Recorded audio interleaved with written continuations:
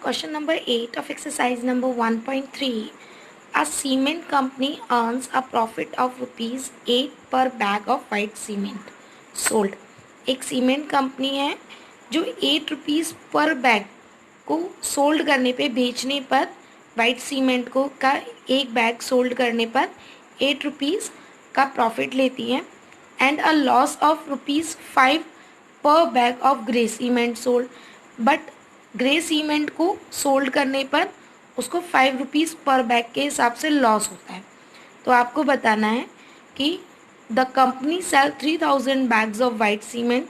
अगर company 3000 bags white cement के और 5000 बैग्स जो है ग्रे सीमेंट के उस मंथ में सोल्ड करती है, तो उसको क्या तो प्रॉफिट होगा या लॉस होगा. So let's see the solution. Here I write the basic which are giving in the question. Profit of 1 bag of white cement. एक वाइट सीमेंट के एक बैग पर हमको कितना प्रॉफिट है? ₹8 का. और एक ग्रे सीमेंट के एक बैग पर हमको कितना लॉस है? ₹5 का. So if 3000 bags of white cement with profit अगर हम सोल्ड करते हैं तो हमें कितना अमाउंट मिलेगा? 3000 मल्टीप्लाइड बाय एक बैग के कॉस्ट जो प्रॉफिट है 3000 into 8 is equal to 24,000. Okay, if and cost of 5000 bags of grey cement. और अगर हम 5000 बैग्स सोल्ड करते हैं ग्रे सीमेंट के तो हमको कितना अमाउंट मिलेगा? 5000 मल्टीप्लाइड बाय 5 दैट इज़ 25,000. ये क्या होगा? हमारा लॉस होगा.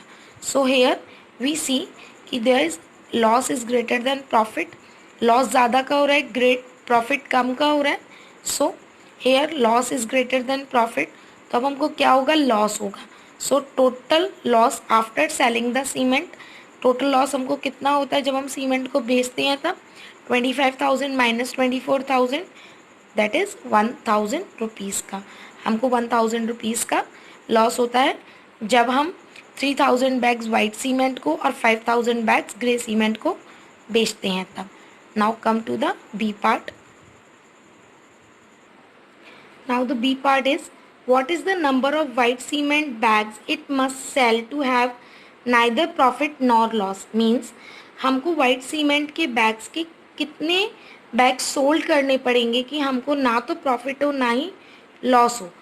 If the number of grey bags sold is 6,400 bags. अगर ग्रे सीमेंट के 6,400 bags सोल्ड हो गए हैं तो let's solve this question. So here let the number of white cement bags be x. मान लिया हमने white cement के bags के हमने x bags बेचे हैं. So according to the statement हमको no profit no loss होना चाहिए. Means loss is equal to profit के होना चाहिए. लॉस हमको किससे हो रहा है? ग्रे सीमेंट से. ग्रे सीमेंट पे कितने का लॉस है? एक बैग पर है 5 का. तो हमने कितने बैग बेच दिए हैं? 6,400.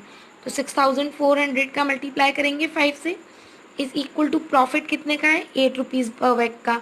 कितने सीमेंट से? वाइट बैग के सीमेंट से जो हमने एक्स माना है.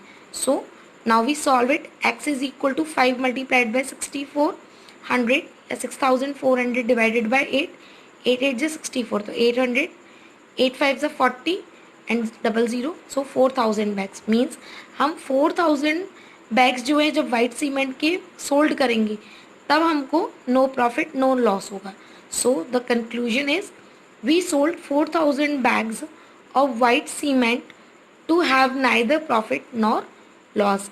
Means हमको 4,000 bags जो है white cement के बेचने होंगे तब जाकर हमको ना तो प्रॉफिट होगा और ना ही लॉस होगा.